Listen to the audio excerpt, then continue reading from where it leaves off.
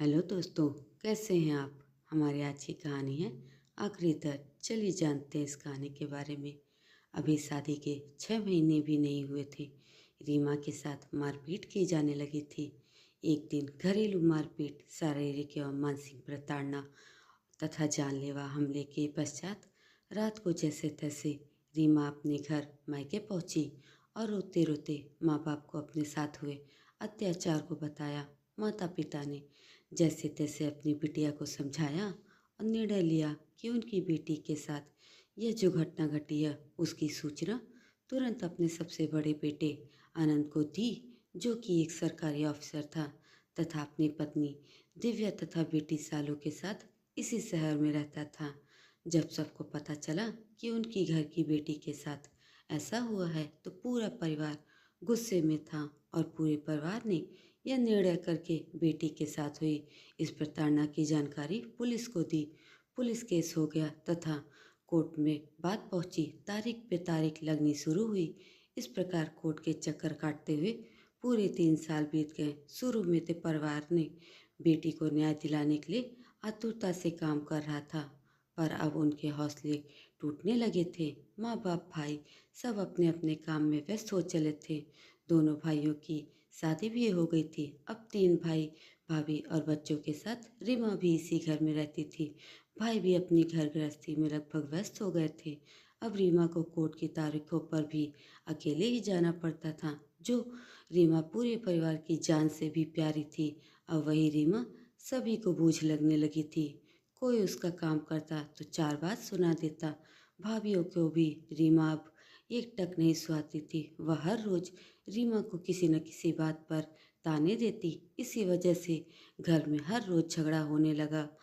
इस कारण पिता का व्यवहार भी रीमा के प्रति अब रूखा सा होने लगा था। अब तो रीमा के भाई भी उसको बात बात पर डांटने फटकारने लगे थे। इन सब बातों से रीमा अपने आप को अपमानित महसूस करने लगी थी। अब रीमा को लगने लगा था कि वह कहीं न कहीं अपने परिवार पर एक बोझ बनती जा रही है। वह बिल्कुल अलग तथा अकेली पड़ चुकी थी। उसका करियर भी दांव पर लग चुका था और जो महत्व और प्यार उसको परिवार से मिलना चाहिए वह नहीं मिल रहा था। घर की हर महत्वपूर्ण बातों में उसको नज़रअंदाज किया जाने लगा था और उसकी भावनाओं तथा इच्छाओं की कोई कदर नहीं रह गई थी। इन सब बातों को सोचकर रीमा अंदर ही अंदर घुटने लगी थी। उधर पारिवारिक कलह को समाप्त करने के लिए भाइयों ने मिलकर सोचा कि किसी बहाने से रीमा को घर से बाहर भेज दे। बड़े भाई ने झूठ बोलकर कि रीमा शहर से दूर एक अच्छा कॉलेज है, वहाँ के मालिक चाहते हैं कि तुम पढ़ाना शुरू करो, बच्चों का भविष्य भी बनेगा और स्कूल को भी एक अच्छा टीचर मिल जाएगा। फिर तुम पढ़ी लिखी भी हो, अच्छे से मन लगाकर काम करोगी तो तुम भी अपने पैरों पर खड़ी हो जाओगी। उसने घर से बहुत दूर रीमा को नौकरी दिलवा दी। इस प्रकार कुल मिलाकर 6 साल व्यतीत हो गए। बस साल में 2 बार रीमा घर पर आती और फिर स्कूल लौट जाती थी। यह सिलसिला चलता रहा और उधर कोर्ट में तारीख पे तारीख भी बराबर चलती रही। सभी अपनी अपनी दुनिया में व्यस्त थे, लेकिन रीमा की बढ़ती उम्र, उसकी शारीरिक सामाजिक और मानसिक जरूरतें, उसके मन की पीड़ा तथा उसकी भावनाओं एवं दुख को कोई नहीं समझ रहा था। कोई भी उसकी जिम्मेदारी लेने को तैयार नहीं था। एक दिन घर के सभी लोगों ने सोचा कि कब तक ऐसा चलेगा, समझौता करा के उसे उसके ससुराल वापस भेज देना चाहिए। रीमा के भाई ने एक व्यक्ति के माध्यम से रीमा के ससुराल वालों से बात की। ससुराल वाले केस वापस लेने की बात मान गए और बोले रीमा उनके अनुरूप रहेगी तभी वह उसको रखेंगे। इस बात के लिए रीमा के घर वाले तैयार हो गए। अब बस पूरा परिवार रीमा के घर लौटने का इंतजार करने लगा। 6 महीने बाद जब रीमा घर आई तो वह सफ़र से बहुत थकी हुई थी। सो बिना खाए सो गई। दूसरे दिन भैया भाभी तथा रीमा के माता पिता उसके अगल बगल बैठ गए तथा रीमा से बातें करनी शुरू कर दी। सभी रीमा का हाल चाल पूछ रहे थे। रीमा भी अपने आप को थोड़ा रिलैक्स महसूस कर रही थी।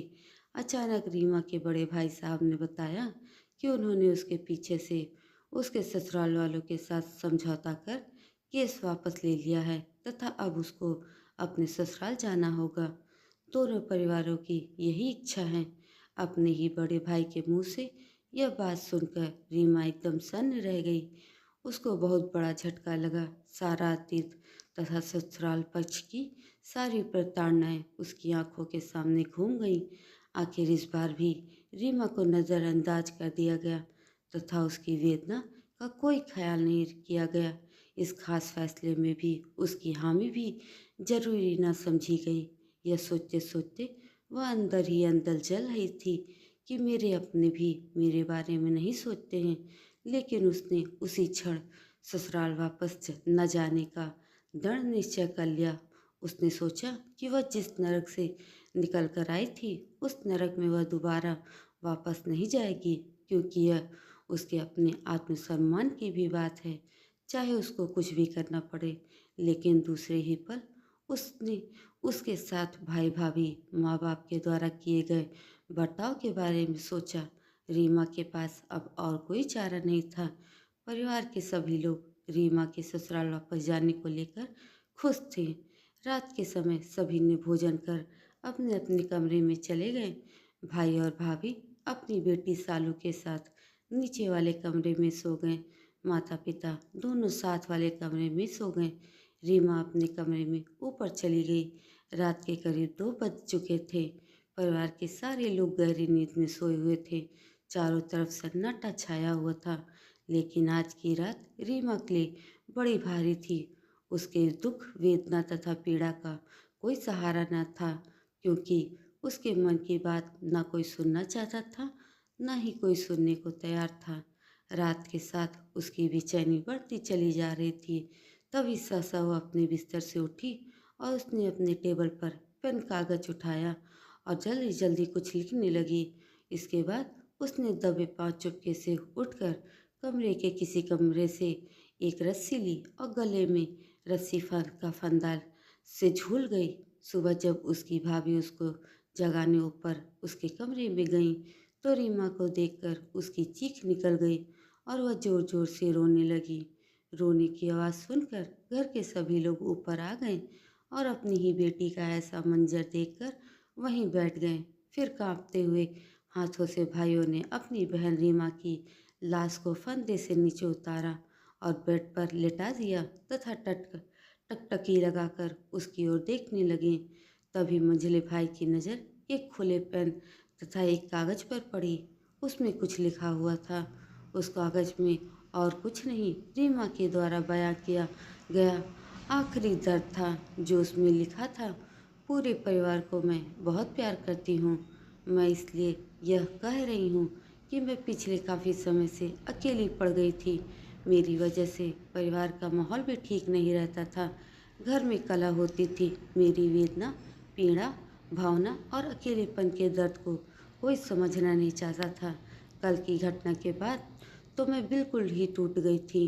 भाई, बस आप लोगों से यही बोलना है, अगर आप लोगों की बेटियों के साथ यह हो तो ज़रूर आप लोग उनका साथ देना अंत तक। मुझे बीच में अकेला छोड़ दिए, उनको मत छोड़ दीजिएगा। परिवार से माफ़ी, आपकी रीमा। सभी भाई और भाभियों को तुरंत अपनी गलती का एहसास हुआ, लेकिन तब तक बहुत देर हो चुकी थी। माँ बाप अपने आप को अलग दोषी ठहरा रहे थे।